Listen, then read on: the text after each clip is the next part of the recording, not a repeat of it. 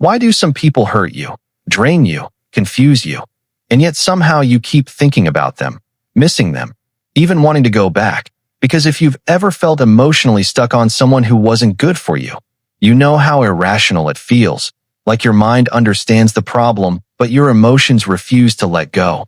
And most people assume this happens because of weakness, lack of self-respect, or emotional dependency. But that explanation is too shallow, because the truth is far more psychological, and once you understand it, you realize that toxic relationships often feel addictive not by accident, but by design, and it begins with one of the most powerful mechanisms in human behavior, which is intermittent reinforcement, a pattern where rewards are given unpredictably rather than consistently. Because when someone is sometimes warm, sometimes distant, sometimes affectionate, and sometimes cold, your brain doesn't know what to expect, and that unpredictability creates a powerful loop of anticipation and craving, similar to how gambling works, where the uncertainty of the reward actually increases the desire for it.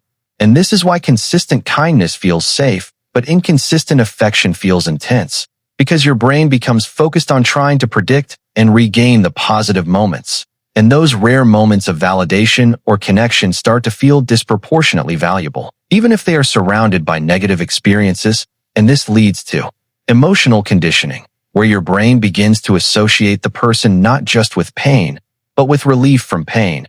And that combination creates a strong attachment, because you are not only reacting to the person, but also to the emotional cycle they create.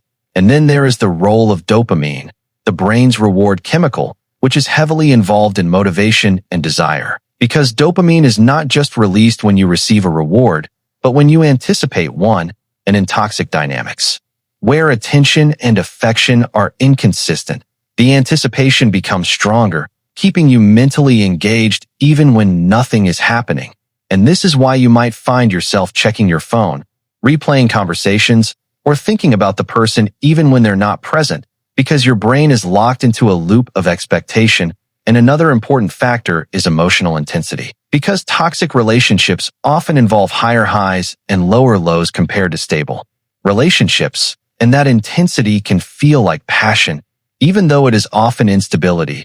And the brain can misinterpret emotional volatility as emotional depth, because strong feelings, even negative ones, create a sense of significance, and this makes the connection feel more meaningful than it actually is.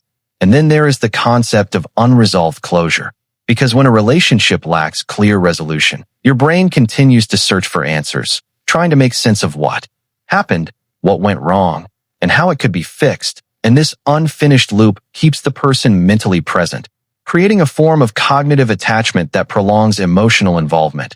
And then there is the role of self-worth, because toxic dynamics often activate underlying insecurities, making you feel like you need to prove your value, earn affection, or fix the situation. And this turns the relationship into a psychological challenge, where the goal is not just connection, but validation. And the more effort you invest, the harder it becomes to let go, because walking away would mean accepting that the effort didn't lead to the outcome you hoped for.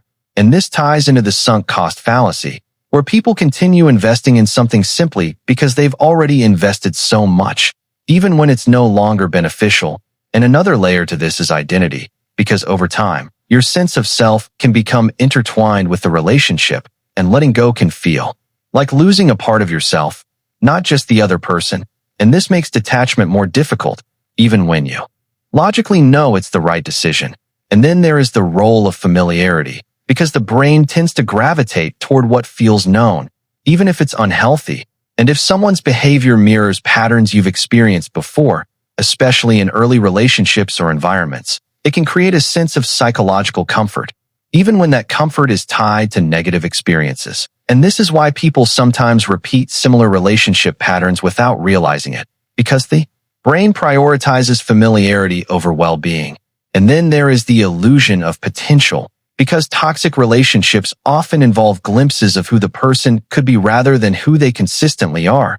And those glimpses can create hope, making you focus on the possibility of change rather than the reality of behavior.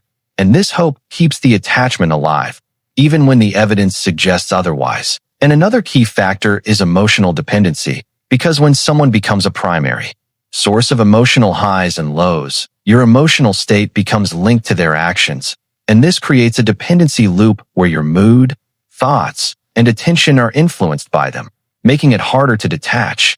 And ultimately, the reason toxic people can feel addictive is not because they are inherently special or irreplaceable, but because they activate multiple psychological mechanisms at the same time: uncertainty, reward anticipation, emotional intensity, unresolved closure, and identity involvement, all of which strengthen attachment, even in the presence of negative experiences. And once you understand this, you begin to see that the attachment is not just about the person, it's about the patterns they trigger in your brain. And that awareness is the first step toward breaking the cycle.